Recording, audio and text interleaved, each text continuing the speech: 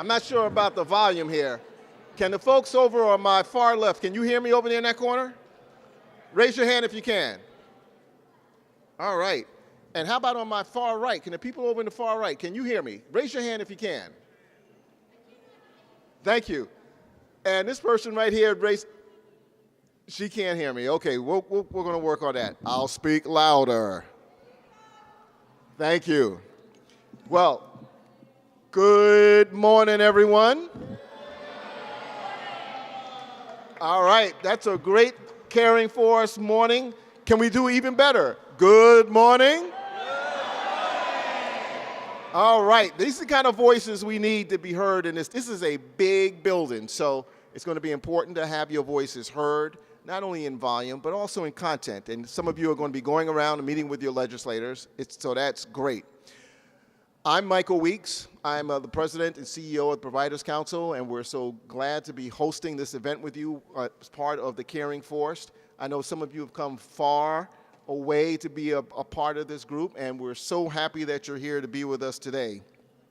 I'd also like to thank all of our folks who've helped put this together, particularly our board who has helped to make this happen. If you're a board member of the Providers Council, would you raise your hand so everybody can see who you are? I see you over there, Bill. I see other, I got a new board member. Okay, I got a self-appointed board member right here. That's great. Let's give him a hand.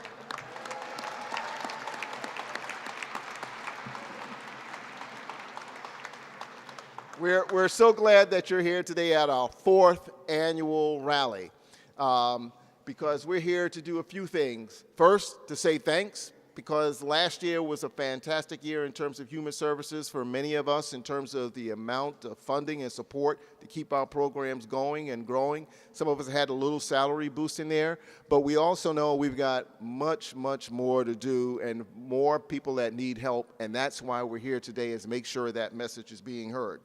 Now, I've got a little bit of housekeeping.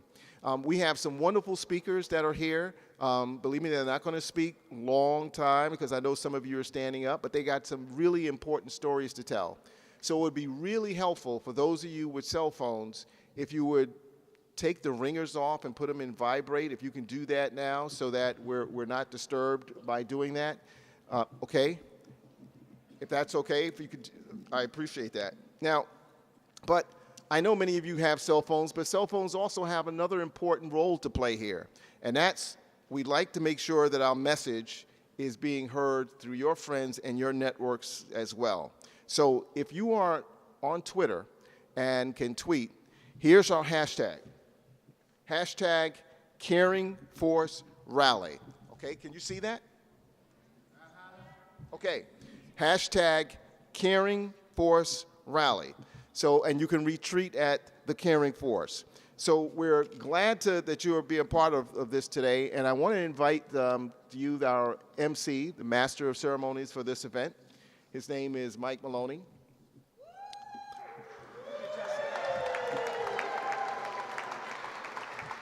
Mike has fans, that's great. Already, Mike, before you even said a word.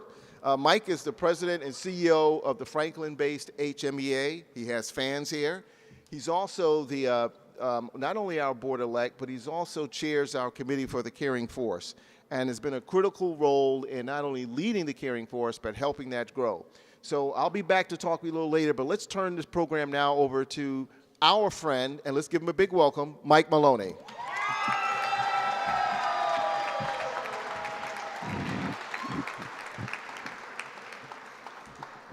Thank you, Michael, and thank you, Jessica, for that shout-out. I really appreciated that. So the Caring Force is really about all of us, right? Because all of us at some point in our lives need care, and all of us do give care. I know about 6 or 7 years ago, I myself had an acute case of depression, and I needed help. The Caring Force, however, is really about you in this room. You are the ones that do the work. You do the work. And what do you need, and what are we about? We're about, number one, respect for the work that you do, your salaries, your health care, and opportunity through education. We want to get loan repayment plans. We want to have graduate level education. We want salaries. We want health care. So we have some really awesome speakers who are going to get to the heart and soul of what you guys do every day. And the first is Carolyn Walker. Carolyn, if you would come up, please.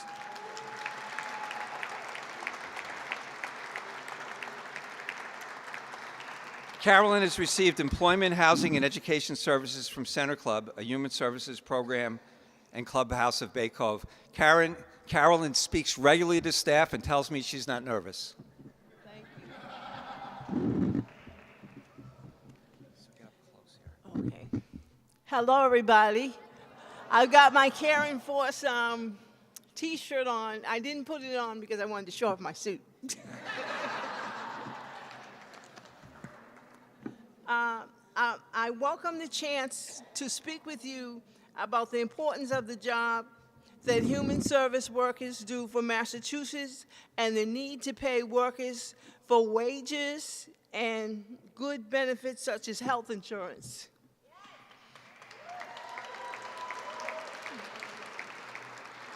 My name is, as I said before, Carolyn Walker.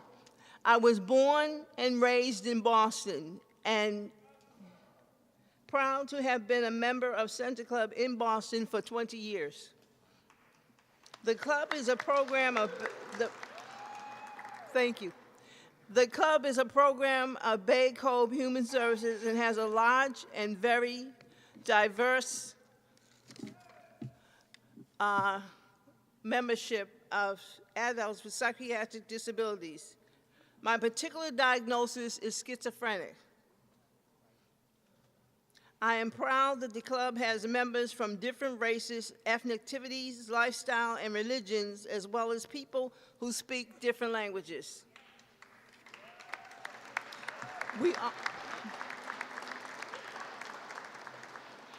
We also have a diverse staff,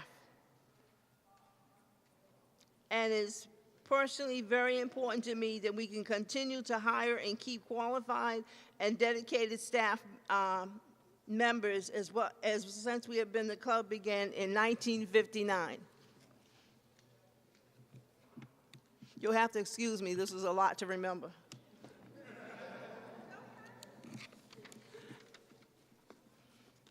I live in my own apartment, work part-time at Clover Foods in Cambridge.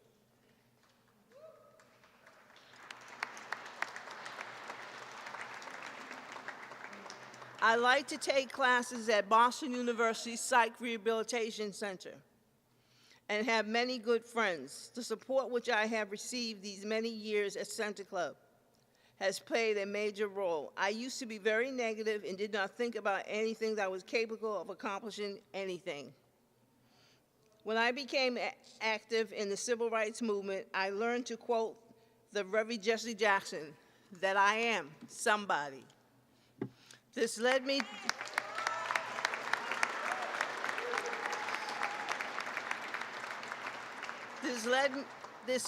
to want to be an advocate for others like myself with a mental illness.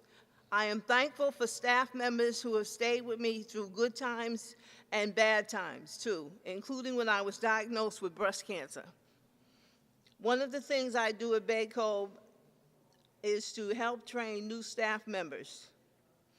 When I give my talk, I tell them that I'm very grateful that they have chosen to work in human services and that I want,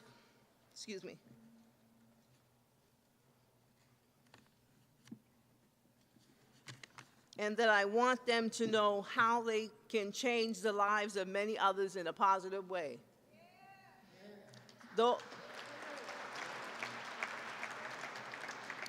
Those of us with mental illness often have experienced losses and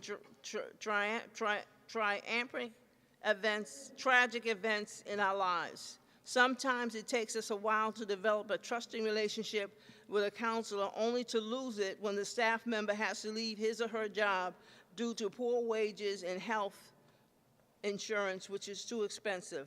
Part of my advocacy effect is now to return the favor and encourage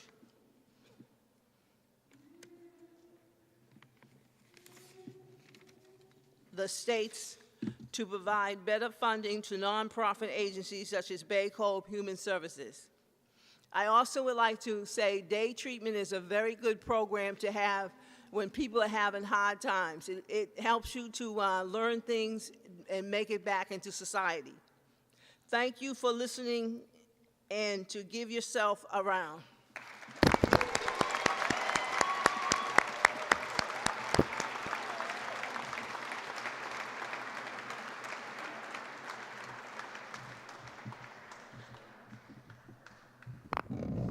Thank you, Carolyn. That was awesome. I see Bill Sprague back there from Bay Cove, a little happy about that.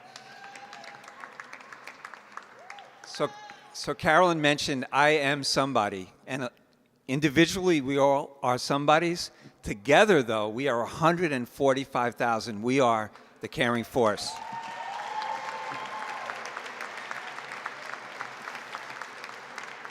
So you know what your job is every day. Part of your job now is to advocate for yourself, right? We not only need to do our jobs, but we have to tell our stories. And Jen Miller from Multicultural Community Services is going to talk about her experience as a mom, as a staff, and as an advocate. Her son, Aiden, is playing hooky today, but he's getting a civic lesson, so he's in the front row. Come on up, Jen.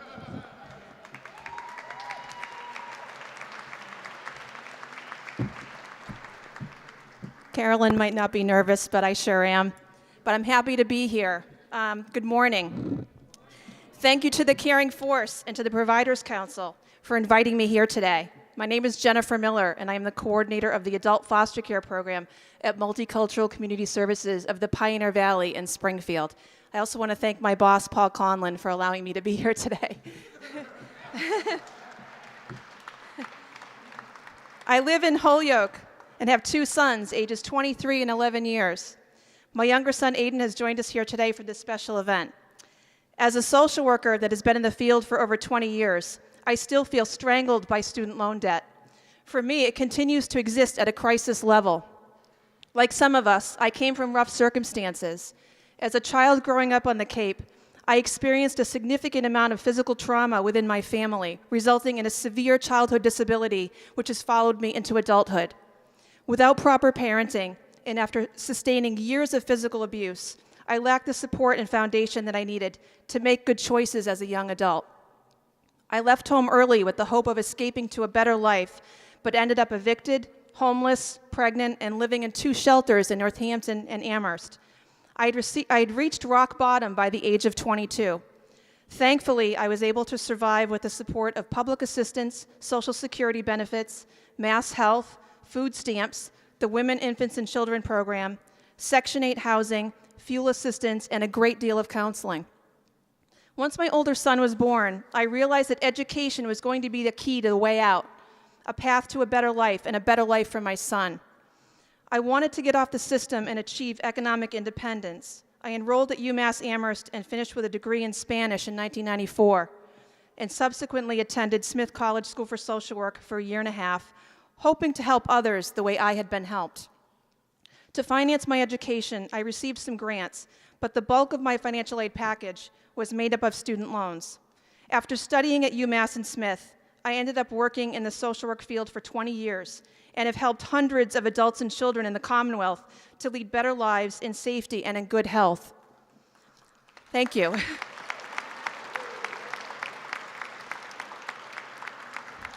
I love what I do, and I am grateful for the education that I have received, but financially I was better off in shelters than I am now.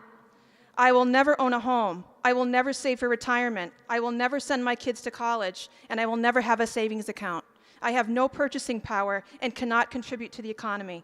If $1 of the payments that I make toward my loan would be applied to the principal instead of just the interest, I could see the light at the end of the tunnel. I have been paying on this loan as a social worker for my entire 20-year career. What started as a $50,000 loan between undergraduate and graduate school has now doubled. At 8% interest, I'm not making a dent in this, and I feel very discouraged. But I have hope, and that's why I'm here today. I know my story is not dissimilar from that of others in this room, but we have the opportunity to speak out and advocate for legislation that can help the human services workforce to develop new skills, work toward graduate degrees, and pay down the accompanying student loan debt. However, this won't happen by accident. Thank you.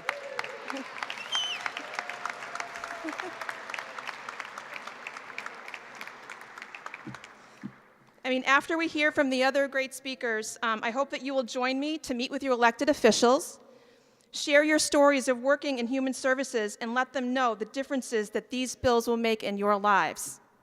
Can I count on everyone in here to join me in this?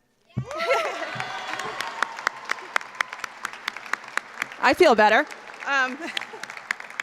Well, thank you for hearing my story, and thank you for being a member of the Caring Force. Great job. That was awesome.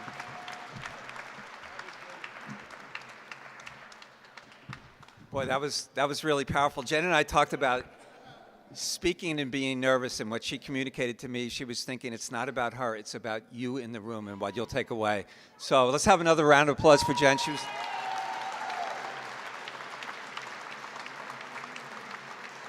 And at this time, I'd like to invite Michael Weeks back up. We are going to have the presenting of the Caring Force Bears, a ritual that happens every year. Wow, powerful messages, weren't they? Thank you for giving voice to some of the pain that's in this room and throughout our sector, because we're here about making a change and making difference, right? Okay, so we are so glad that you're here to be a part of it. And we've got a couple of guests that we are going to be presenting the coveted Caring Bear Award to. The first one is Representative Liz Malia. Representative Malia represents the neighborhoods of Roxbury, Jamaica Plain, and Roslindale in the State House. She is one of those legislators who always makes herself accessible to the constituents and who makes our issues a priority. There are a lot of issues that they have to address throughout the year. You know, thousands of bills are filed each year, but clearly Representative Malia makes sure that you and the people that you serve and the interests that you have are on her priority list as well. She is the chairwoman of the Joint Committee on Mental Health and Substance Abuse and has served the people in Boston well since 1998. We'd like to present the first Caring Bear Award to Representative Liz Malia.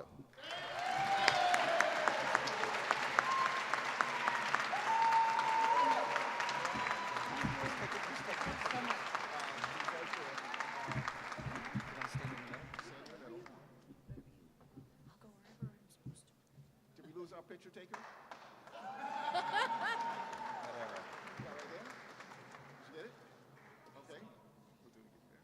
So I'd like to mention that these are really special. They've only been given out on a few occasions. Former Senate President Therese Murray had this under her Christmas tree in her office, and we understand she presented it to Governor Patrick when salary reserve money was being held back. And in a minute, the Caring Force Bear will be presented not just to Liz Malia, but also the new Senate President. But from the House, Representative Liz Malia.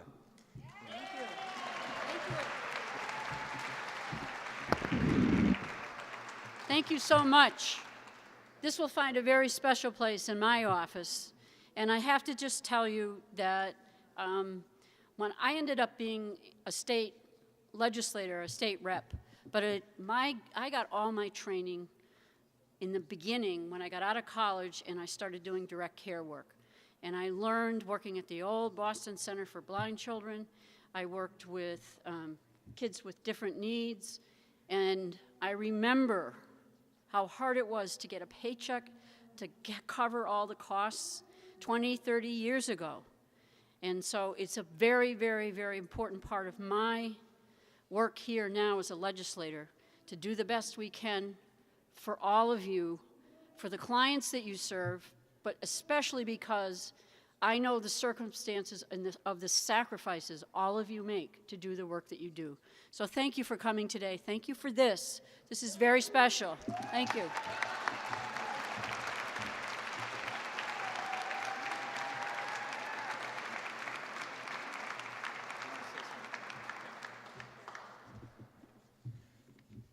And we have one other special guest that we'd like to also honor. He's been involved in the elected office a little bit longer, and he's from Western Massachusetts, proudly serving the people of Amherst for, is that better? All right, sorry about that. I'll start all over. I'll do it quick. We have another award to give from a gentleman from Amherst, representing the town of Amherst, but in all the surrounding areas. But if you're in the human services sector, you know that he's also been representing you as well. He was elected at office since 1987, when he started at the House of Representatives, and then in the Senate in 1991. He has been entrusted by his colleagues with various leadership positions: Majority Leader, President Pro Tem, Chair of the Senate Ways and Means, and now he is head of the Senate as the Senate President. We're so pleased of his work that he's done over the years, and we're not giving an award to somebody just because he has a title. I want you all to know that. This man has really worked and really has done the right things for all of us and has made human services a real priority for him. He's been our go-to person for many, many years, and that means that he's helping out the council, he's helping out you. So please join us as we bestow the second Caring Bear Award to the Senate President Stanley Rosenberg.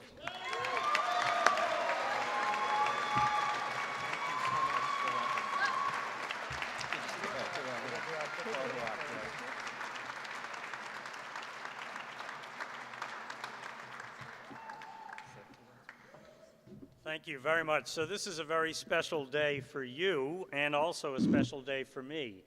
A special day for me because I've received a few awards in my time in the legislature. I've received plaques, I've received trophies, I've received pictures, I've received bowls, and now I've received a hairy bear.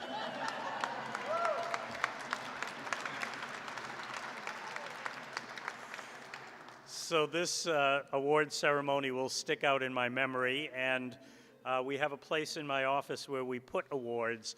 This is going to draw quite a few raised eyebrows and questions when we put this up on the mantelpiece in the office. So thank you very much. It's always my great pleasure. And, oh, I finished my speech. Oh, they taught you well. You want to get a politician to stop talking? Just applaud. So I want to say that it's also a special day for you because you are here in the State House. You are here to meet with legislators and their staffs to educate them about the extraordinary work that's going on in the Commonwealth to help people who are in need, people who need a hand, people who need a friend, people who need a bit of service here and there so that they can achieve their dreams and rise to the challenges that they face so that they can have the kind of life in the community that they want to have.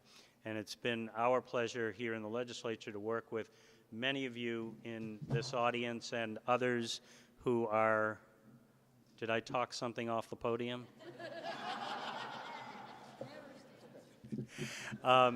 So it's our pleasure to work with you and to continue to work with you to, even in these most difficult times, to try to help people achieve their dreams and reach their full potential.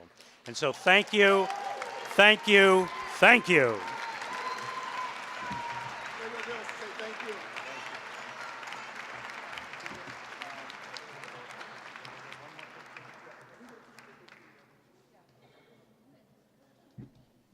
Thank you, Senator Rosenberg. I'm sure that bear will find a special place in your office and over time in your heart. So when Governor-elect Baker had he was in Worcester right after he was elected, and he called Worcester the heartland of Massachusetts. I've never heard that before. But here from the heartland, from Central Las Americas, is Cardia Moore Jenkins.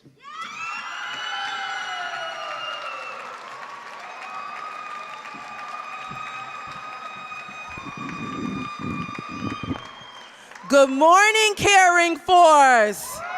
Good morning. My name is Cardia Moore Jenkins. I'm from Worcester, now known as the heartland of the Commonwealth. I'm honored to stand before you today and share a small portion of my story and my experience. For 33 years, my mother worked for Worcester Comprehensive Child Care Services as a family daycare provider, van driver, home visitor, assistant program director, and program director. During that time, she obtained her associate's degree in early child education and raised 3 children. Throughout her career, my mother often worked 2 jobs and qualified for subsidized housing, subsidized childcare, and other community-based programs. Year after year, my mother and several staff from Worcester Comprehensive Child Care, led by former Executive Director John Gardner, gathered at the State House, just as we're doing today, to rally and lobby on behalf of providers, children, and families of the Commonwealth. I stand before you today in honor of my mother and many others like her who made numerous sacrifices so that I could be the first generation in my family to graduate with a bachelor's degree and subsequently a master's degree in social work.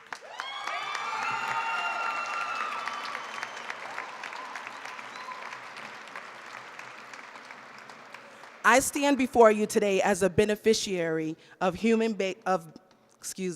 I stand before you today as a beneficiary of community-based human service organizations and people like those of you wearing the gold t-shirts. And thank you. I just want to say thank you.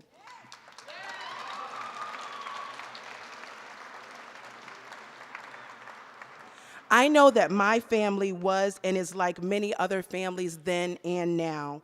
Many employees in the human service field work 2 or more jobs just to make ends meet. Many qualify for subsidies offered by the state or federal government to provide a decent life for their own families. Despite these incongruences, we, human service providers, continue to provide quality services to children, teens, families, seniors, and a vast diversity of consumers with dedication, sincerity, enthusiasm when we often face financial challenges in our own homes. For almost 15 years, I worked as a social worker for the state. Although the pay was better, the work was intense and jeopardized my health. When a job opportunity presented itself at Central Las Americas, at first I was reluctant to accept it. For 2 weeks, I pondered and analyzed the risks and the benefits. After careful consideration, I accepted the position as the coordinator of Intensive Family Stabilization Program.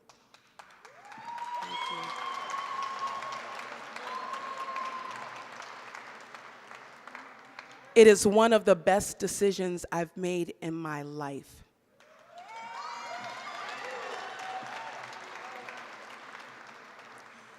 On March 17th, I celebrated my 1-year Centroversary, is what I call it. Daily, the talented staff of CLA demonstrate the power of respect, compassion, dedication, and commitment. Human service providers must think out of the box to create an agency culture to promote positive staff morale and attract talented, competent staff. Agency culture is like a stew. Each ingredient brings its own taste and texture to the dish. Yet they all come together to provide savory blend of flavors. Likewise, human service agencies must select talented, competent staff with a variety of skills and specialties, combined with strong leadership and seasoned with a commitment to provide excellence. Thank you.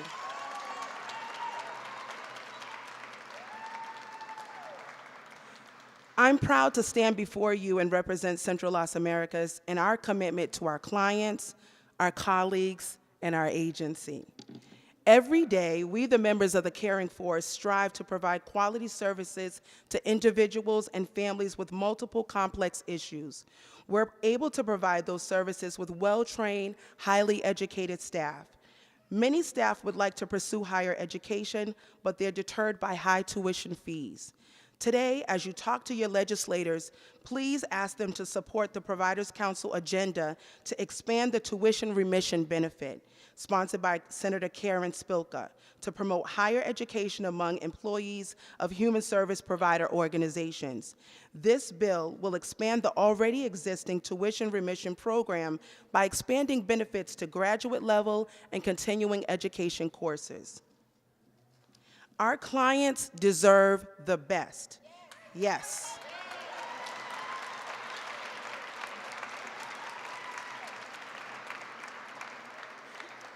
Our clients deserve the best, and we desire to provide them with quality services. Legislators, please support our efforts to continue to educate our staff by enhancing the quality of care provided to the people of the Commonwealth. Thank you.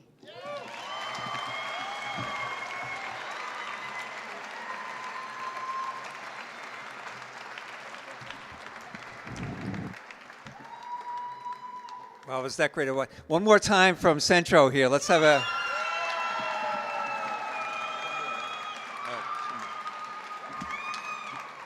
So we've been to Springfield, we just did Worcester, and we're going to come back to Boston. Lucy Collins from the Home for Little Wanderers, a 20-year employee. Good morning. I am Lucy Collins, and I have been a human service worker for over 27 years. For the past 22 years, I've worked for the Home for Little Wanderers.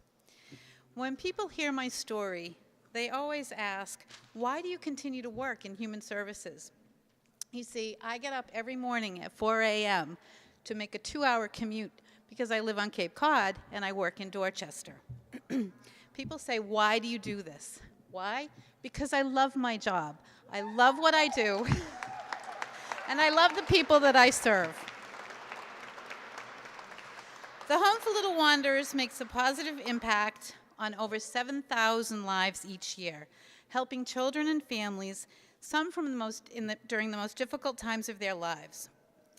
The kids come to us from the Department of Children and Families, and some of them have been abused, neglected. They have emotional or behavioral concerns. They have medical needs. Because we have one of the widest networks of services in the state, we are able to help children from birth to 22 years old. When I first began working for the Home for Little Wanderers, I ran a group home in Plymouth.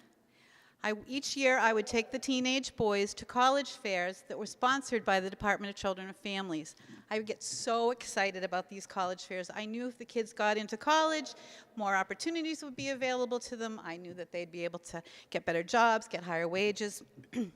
One time I took the kids, and one of the boys said to me, "Lucy, you get so excited. Why don't you go back to college?" I have my bachelor's degree in elementary education, and I would have loved to further my education. While my degree has served me well, both professionally in my career and personally, financial challenges have made it difficult for me to move forward with another degree. I worked for the Home's Plymouth location for 18 years.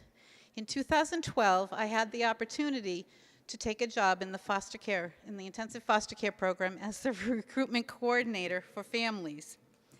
After years of working at the group home, I recognized the importance of how finding loving, caring homes for the kids that I work with would change their lives.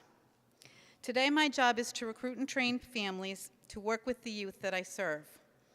I am responsible for connecting caring families with some of the most vulnerable children in the Commonwealth, children who face behavioral, emotional, or medical challenges. And each day, I discover new and exciting rewards that make my commute so worth it. So in addition to my full-time job at the Home for Little Wanderers, many people are surprised to learn that I have another job in human services. I work overnights on weekends at a homeless shelter in Hyannis.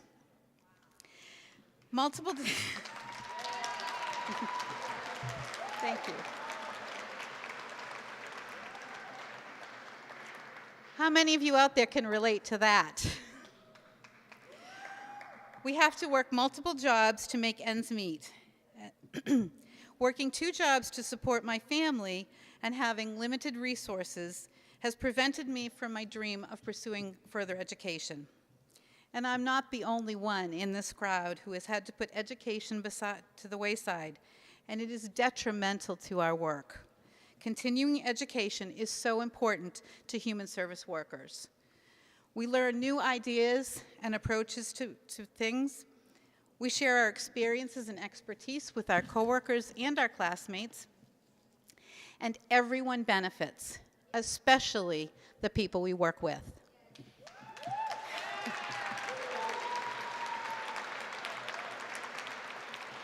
I have watched so many wonderful staff leave the human service field because the cost of schooling to improve their positions was too high. Do you know who loses out when staff turn over? Our clients lose out. That is why I am here today, to ask our legislators to support Senate Docket 1016, which will expand tuition remission benefit by including graduate level and continuing education courses. I am also asking them to support the House Senate Bill 142, which will establish an education loan repayment program. It is our responsibility to provide the best care possible to the vulnerable populations of the Commonwealth. We are doing a disservice to our communities by limiting the pathways to human service workers to pursue higher education. Having financial support legislated for further education will make our workforce, and therefore our communities, stronger, smarter, and happier. Support us in giving the best care we can to those in our communities who need it the most. Thank you.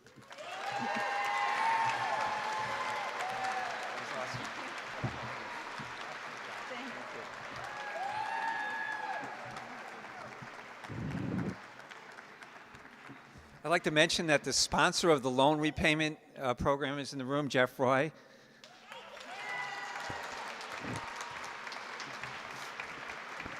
So if you have a college loan, wouldn't it be awesome to get $150 a month against that loan for 4 years?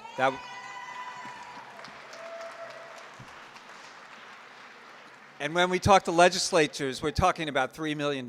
So that's, in the scope of things, a $36 billion budget. That's not a lot of money. So from staff, we've heard from staff. We are now going to hear from a mom. Libby Strauss of North Andover is going to be talking about her daughter. Is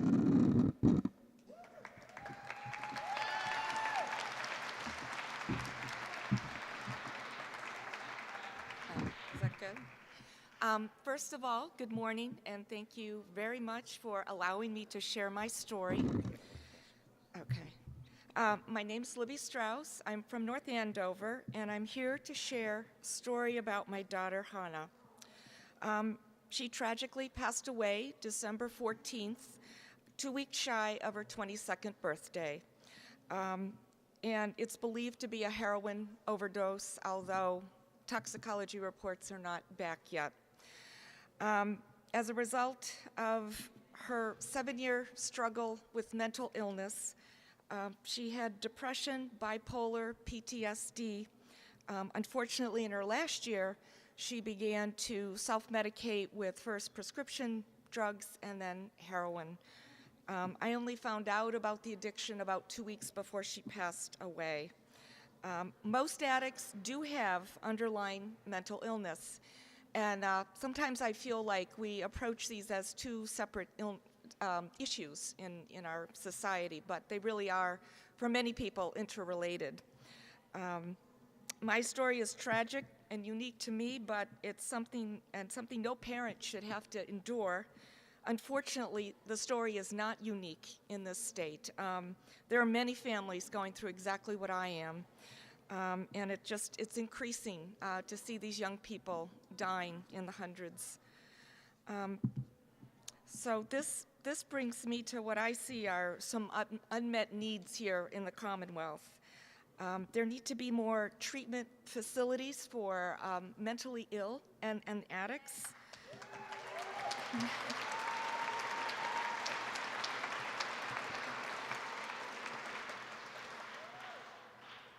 There need to be more facilities that have beds available on demand.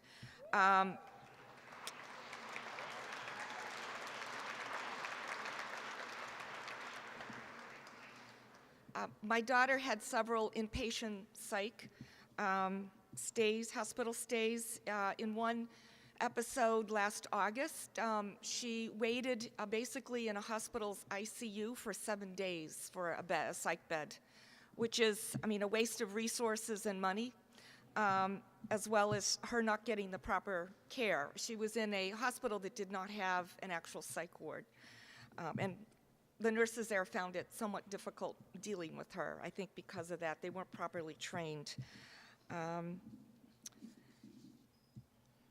The other problem I see is with insurance. Insurance seems to dictate, or lack of insurance, where people are going to be treated.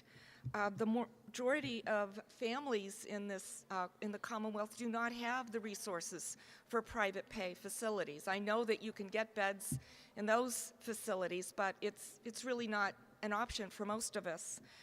Although some families do deplete all their savings and rob their retirement accounts to pay for their loved one's care, that's not the way it should be. We also need to mandate longer stays in these facilities. My daughter had numerous inpatient psych stays, and it was always a battle with insurance. You know, they'd approve 2 days or 3 days, you know, and it's like she should have been somewhere a month or 2 months, you know, with the issues that she had. I unfortunately had to bring her home far too many times when it was too early and very difficult for me to deal with her. So as part of addressing these unmet needs, there is certainly a big part that you all play, because the caring force is made of the people who provide this kind of care for this population. And we also need, I forgot another section. There needs to be a better aftercare process. So when someone's discharged from detox or a psych facility, they need to have some type of step down. I know there are a few of them around, but not enough. Discharging them back into the same environment that they were in isn't necessarily a solution, and often proves to have a negative result. At the time of her passing, my daughter Hannah was actually receiving services from the Mental Health Association of Greater Lowell, and also from DMH and other community services. I was truly impressed by the commitment to care, how my daughter was not just a client, but these people knew her. I got calls from them after her death, and a lovely card to acknowledge you know, the tragedy and that I was experiencing. There needs to be more professional and trained human services staff. And of course, I think the previous speaker addressed some of the problems with that in being able to get the training and education without going into such debt. I think that probably holds people back. My daughter actually wanted to be one of you. She loved working with children, and especially developmentally challenged children. She took a class in high school, which involved designing activities for developmentally challenged kids. And she told me no matter how bad my day was, when I worked with that class, with those children, it just all melted away. She was just so uplifted and felt like she was making a difference. Unfortunately, she only was able to do 1 year of college. College proved to be too difficult a hurdle for her at that time. But, you know, had she been able to overcome her addiction and continue with services, I had hoped one day she would have been able to realize her dreams. So I'm impressed, as I think I've heard a couple different statistics as far as how many of you in numbers. I was told 20,000, but I think I heard a different number today. You're 20,000 strong and growing, and we need to use our voices to advocate for the agencies and with our legislatures to see if some of these issues can be met in a better way. So join me, share your story with your legislatures, and I applaud the caring force, the work that you do. Is that good?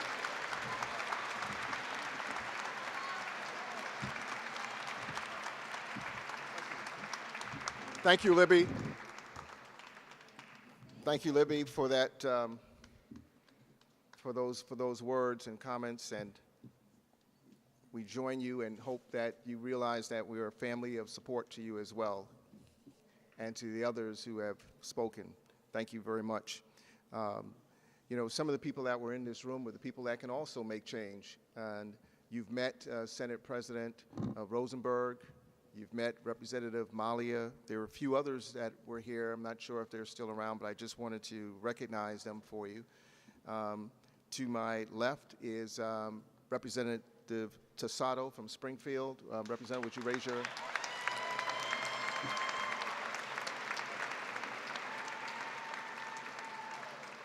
I don't know if Representative Dwyer is still here. He can raise his hand if he is. Senator Rodericks.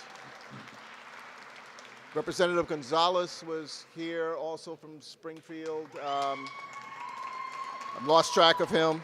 Representative Smizak, Representative Story, Representative Ann Margaret Ferrante, Representative Honand, Representative Donato. Also, we've had aide to Representative Vincent, aide to Representative Linsky, aide to Representative Barbara Italian, and a person who you've got briefly introduced who sponsored one of our key bills, and that's Representative Jeff Roy from Franklin.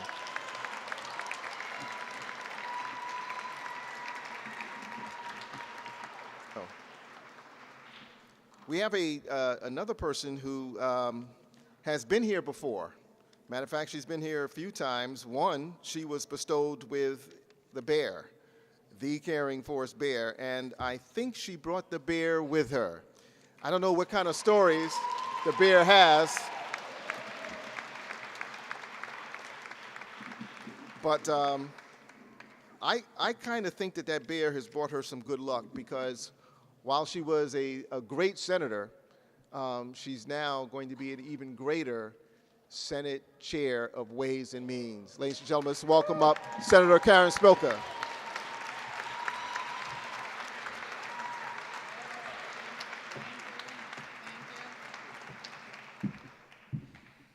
Good morning, Caring Force. I can't hear you. Good morning. Much better, much better. You guys have a lot of energy in this room. Let's feel it today, not only here in this room now, but as you go around the State House, make sure everybody that you visit and talk to can feel all of your positive energy.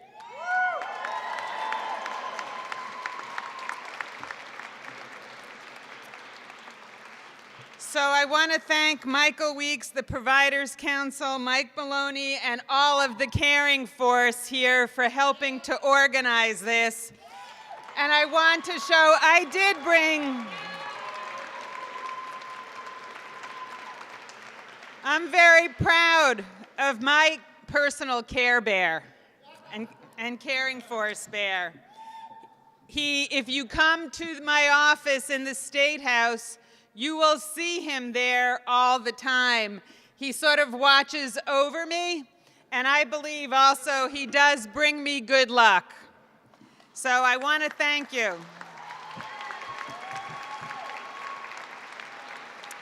I want to thank my colleagues in the legislature for joining us today. I know they put a priority on your issues and your concerns.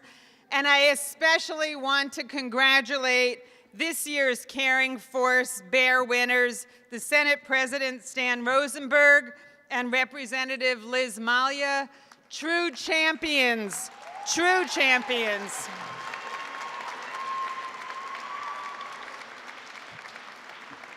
Real champions for human services, for both the clients and the folks that work in the vast array of human services. I also want to thank each and every one of you for the hard work that you do day in and day out. I know sometimes that you know, it's difficult. You don't always have the best conditions or salaries that we've been fighting for to increase, but all of you deserve a big round of applause.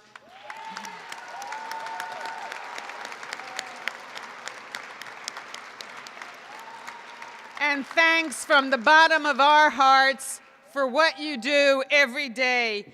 And I know you are the front line of human services across the Commonwealth. Many of you may not know, or you may have heard last year when I spoke and when I got my Care Bear, I started out as a social worker. I worked with kids first in child abuse, neglect, and foster care. And when I came to Massachusetts, I counseled kids and families that were kicked out of the Boston public school system. I have a sister that has Down syndrome and lives in a group home in Massachusetts. She is in a facility, in a group home, in a day program by one of the Caring Force members. So this is my life as well.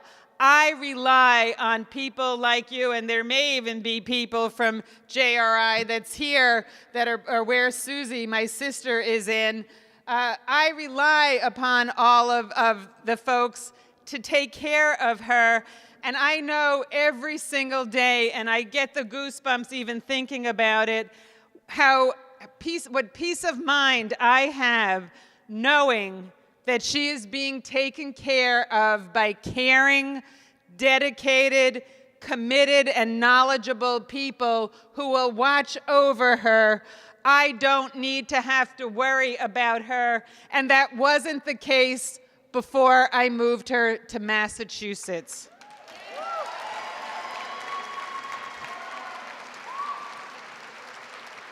I know personally what a difference you make, not only with your families, but with the clients and the consumers that you watch over, and those families, because I am one of them. So I thank you.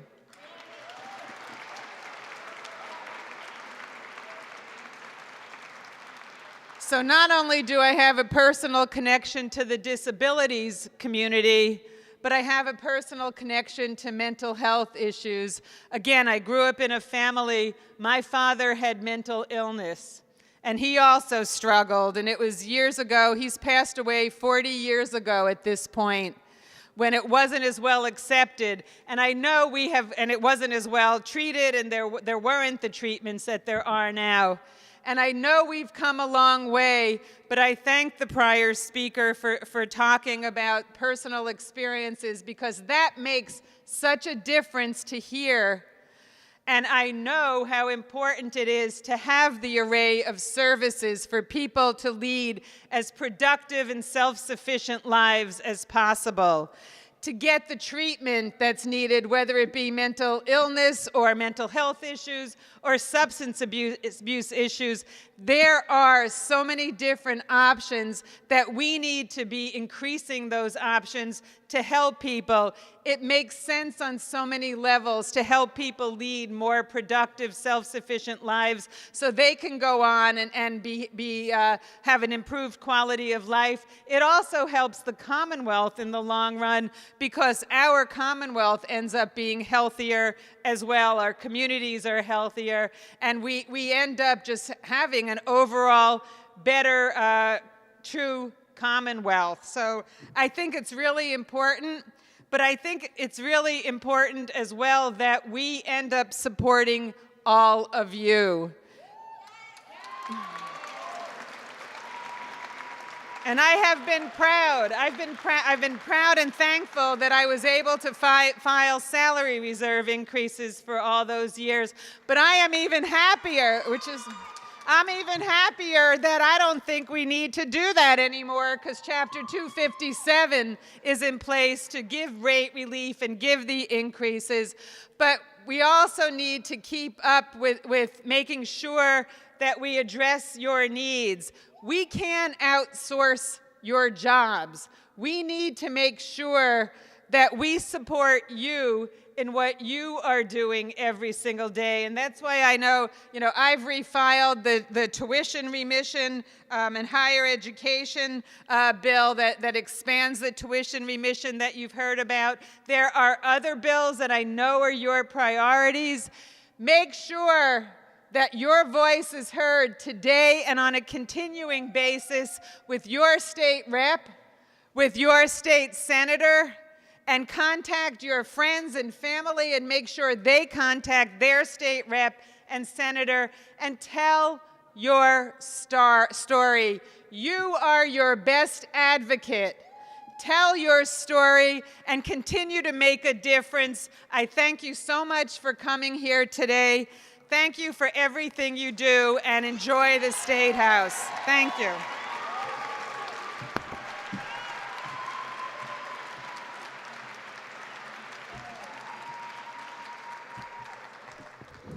So a couple of weeks ago, Representative Roy and I were with Congressman Joe Kennedy, and he said, government is simply sitting down, working together for the benefit of others.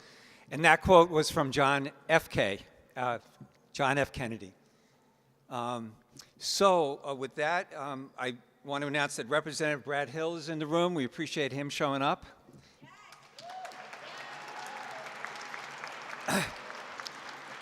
And our final speaker is a man who knows how the State House works. David Sullivan is a former State House rep.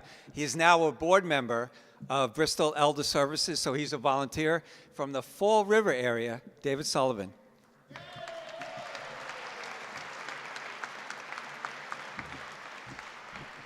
Boy, what a position I've been put in with these speakers who get up before me. But I'm telling you, with some heartwarming stories, we know about some difficulties that are out there.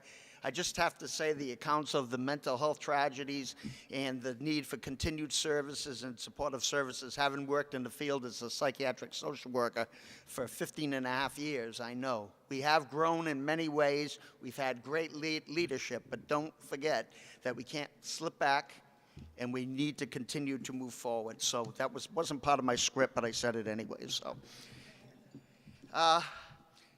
I work with Nancy Munson out of Bristol Elder Services, and I work with a lot of other agencies in my new role as the executive director of the Fall River Housing Authority. One thing I recognize is that people who are getting subsidized housing, people who are in the housing authority, much of their ability to sustain their livelihood there is based on supportive services, the very supportive services that each and every one of you provide to those people and provide quality of life for them. So I want to say thank you for that. Next, I want you to make noise again, because when I was a legislator, I got to tell you why. I got to tell you why. When I sat in my office and I would hear the rumbling that would vibrate throughout the building, we knew people were coming. We prepared, honest, we did. And they were usually for good cause when you hear the enthusiasm. So I'm going to ask you, really, let's get those decibels up and let them know that you're going to be coming.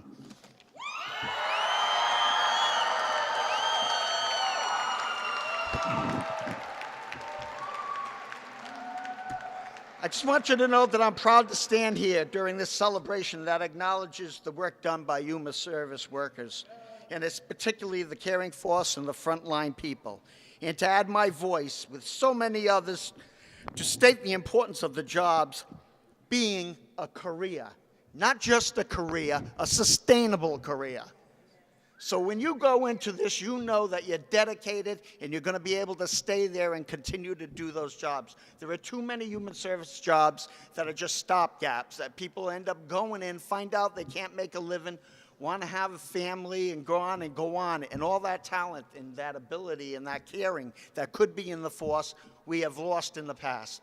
Hopefully the trend to continue with that will continue to happen. As the director of the large housing authority and former psychiatric worker, I can tell you how important it is to have adequate human services available.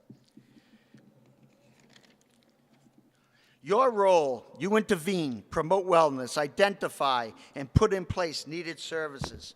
There is a concerted effort to help those in ways that will provide quality of life. But there are also important secondary gains to what you're doing out there when you're working with it. These things happen is when you end up working with people, stabilizing them, you end up helping to restore the natural support system. And when I talk about the natural support system, I'm talking about families. Families that have tried to help folks and they've had really troubled lives, but when they have the supportive services, you actually help to restore and to bring them together, and they become a part of the effective support system. They had to confront various difficult symptoms and behaviors, and one's ability maybe not to function without assistance, and that has been changed because of your frontline work. The caring force is a collective body that provides important services to the youngest of children and to the oldest of our elderly, and to those who struggle day to day to survive and strive for quality of living. Should this not be valued? I'm asking a question. Shouldn't this be valued?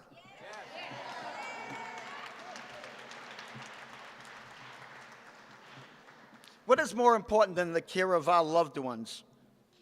Nothing. Or those that you help that have no one. Human service workers deserve affordable health care, fair wages, quality of work environments that allow them to do the important work as a sustainable career.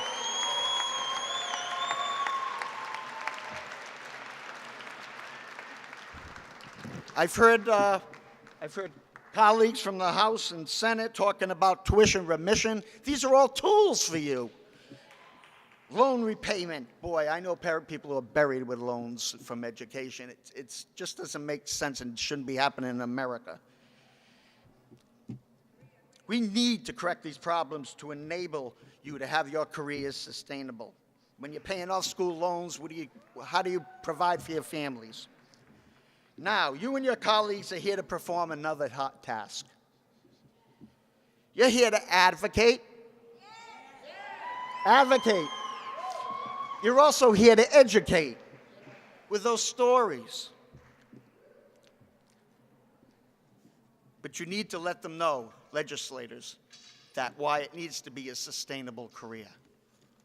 Because it could be their loved ones who are going to be receiving the services in the future. Describe your work to the legislators as it is important, in your own words. I can't emphasize enough. At times when I was in my office, I would have people come in and they would say, we're from such a group and here's a paper, read the paper, and we hope that you will sustain this line item, and they'll walk out. Frankly, that's not very memorable. That isn't memorable at all. What's important when a person can put it in their own words, like we heard here today, that's very important. Legislators are people, they have families, they understand. They understand, but they've got a whole array of challenges that they need to face in the state. But you need to put this on the front burner. Do not underestimate the importance and value of your message, especially from those on the front lines. Be genuine, respectfully assertive, and clear with your message. You will get across. Thank you.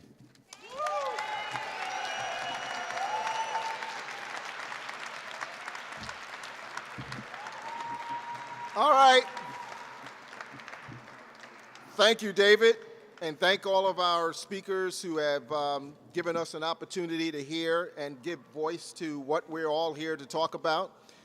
But you know, as we thank all of them, and by the way, let's give a big round of applause to Liz, Libby, Cardia, Jen, David, Lucy.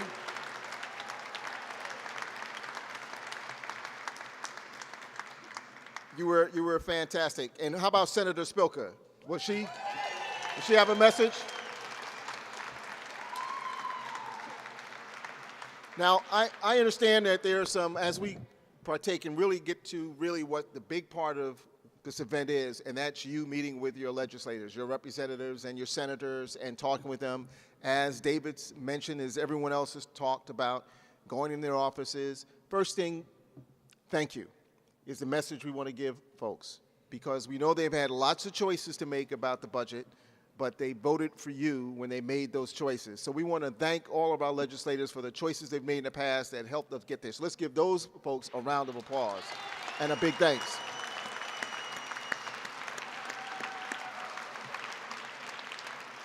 Now, whether you provide services or receive services or just care about human services, this is your opportunity to make your voice heard. This is your house. This is not their house. This is your house.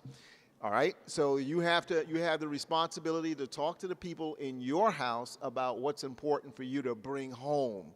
And what we're talking about are bills that are making importance. So you've got to let people know how important it is for you to have that higher education and to help pay off loans for that.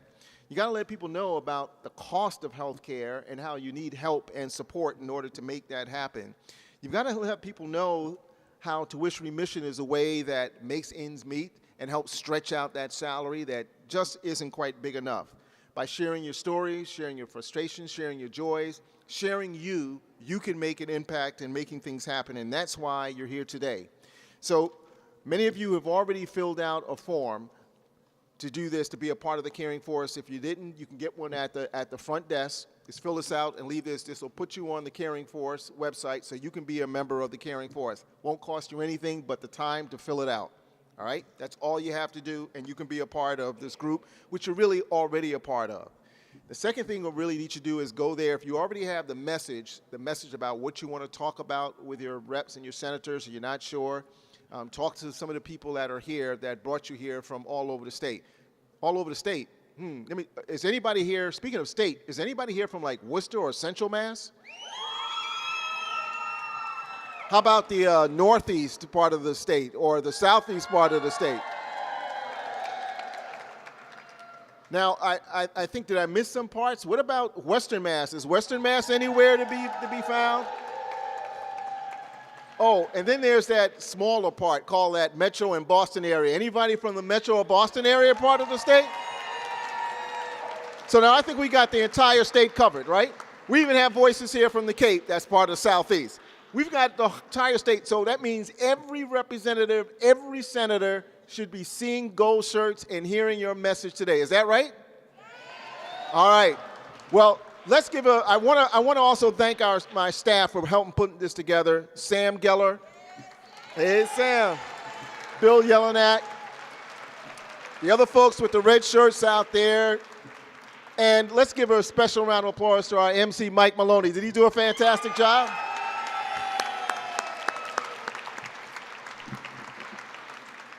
So now the show is in your hands. Are y'all ready to make an impact, make a difference? Go make a difference today. God bless. Have a great day.